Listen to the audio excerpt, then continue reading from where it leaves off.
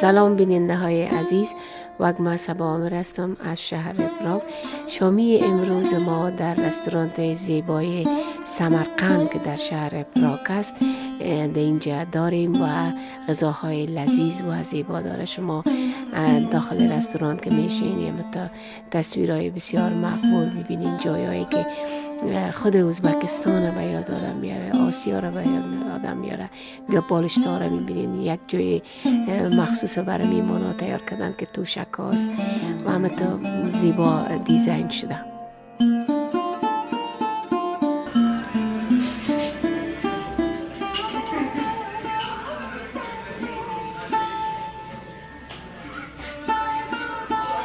سلام بیننده های عزیز، فعلا در سمرقند هستم، رستوران سمرقند.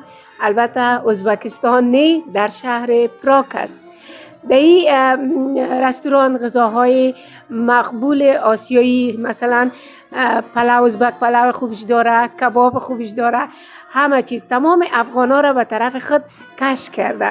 میخوایم افغانایی که در شهر پراگ هستن و در دیگه کشور هستن، اونا به اینجا بیاین، از این رستوران لذت ببرن. جای مناسب و قیمت مناسب داره.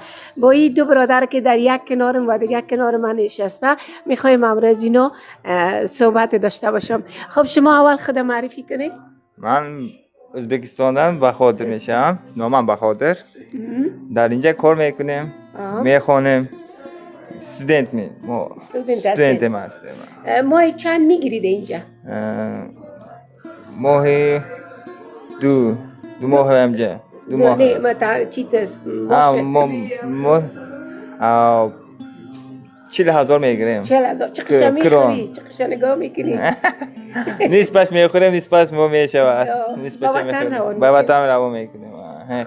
در کدام مورد درس میخونی؟ مورد خیلی وقتانه درس میخوانیم. خب بسیار خوب.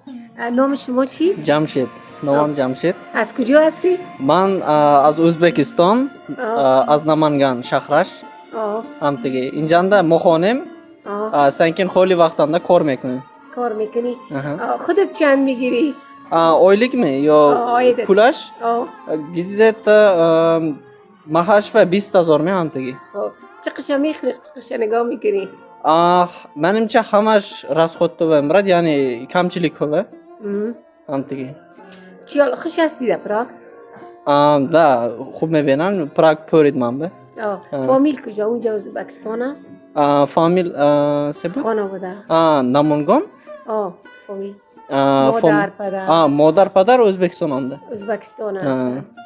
خب خودت بگو که اینجا مردم چقدر چی رو زیاد خوش میکنن، فرمایش میان مهمانای تو؟ اینجا هم خب افغانستان اهلش اولا با سلام، همش همه بیتون اینجا به مزه اوقات هست. ازبک پلو هست، ششلیک هست. اوقات چی رو خوش میکنن؟ اوقات اینجا چه خنده اوقات خوش نیست. نه انتخاب میکنن. سمرقند ششلیک است. ششلیک انتخاب میکنن. ششلیک انتخاب میکنن. خودت چی رو زیاد میخوری اینجا؟ من آش پلو. آش پلو میخورم. نه ماشاءالله چاقم هستی. خودت چطور میمانا را که پذیرایی میکنین؟ زیادترش افغاناست، تاجیکاست، ازبکاست؟ حتما ازبکا زیاد میاین. مهمان ها, the guests are most of them are not local. Like it's like a 20% are from Soviet countries, like from Russia or Ukraine, something like this, and like 10% is from Afghanistan. From Afghanistan. Also, a lot of people come here. Tajikistan also. Tajikistani people also come here, and also from most of the like 50% of the guests are from Uzbekistan. همینجا سابق یک کامده بودم، یک مرد، یک هنرمند ششته بود و موزیک میگرفت و آهنگهای ازبکی میخوان. آلی او کجاست؟ وای حاضر ازبکستان برفتگی. خانه‌اش برفتگی وای برخوده که دیگه کدام برنامه ندارین که اینجا بیای لایو بخونه؟ دیگه از ماه نیست. خب دیگه برنامه را شما تصمیم دارین که بگیرین؟ میگیریم. اگر موزیک میدوند میگیریم. عروسی کردی؟ خانم داری؟ یس. خب بچه 3 فرزندم هست. خب اونا ازبکستان است؟ ازبکستان هم در ازبکستان. خب. گاهی پشتشان دق میشی؟ چون میشیم البته یاد میکنیم خب شما بگوین شما چطور مرید کردین؟ یا نه؟ نه من ندازنم نه نه من بایداق.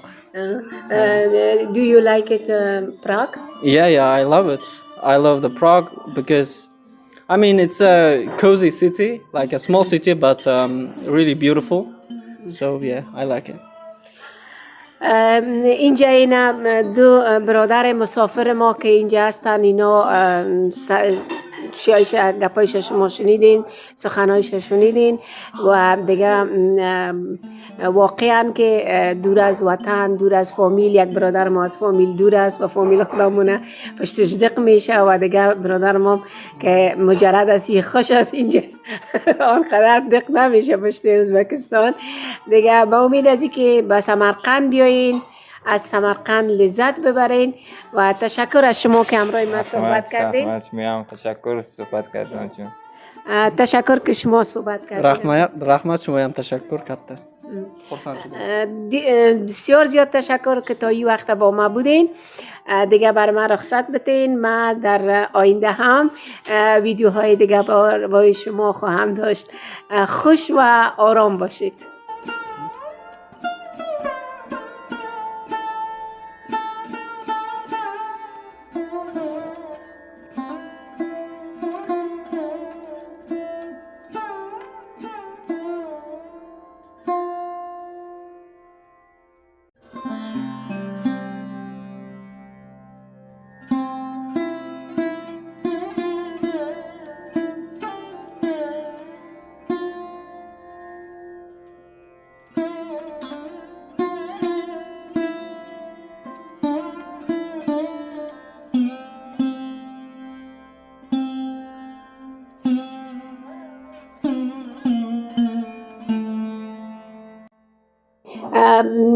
امیر رستوران سمرقند واقعا کارمنداش بسیار زیاد محبت میکنه، بسیار احترام میکنه و نانش دستپختش بسیار مزه‌دار است.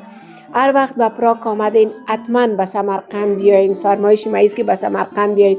برنجش بسیار خوب مزه‌دار است، کباب، ششلیک، همه چیزشان و سرویسشان و کسایی که کار میکنن بسیار مهربان هستند.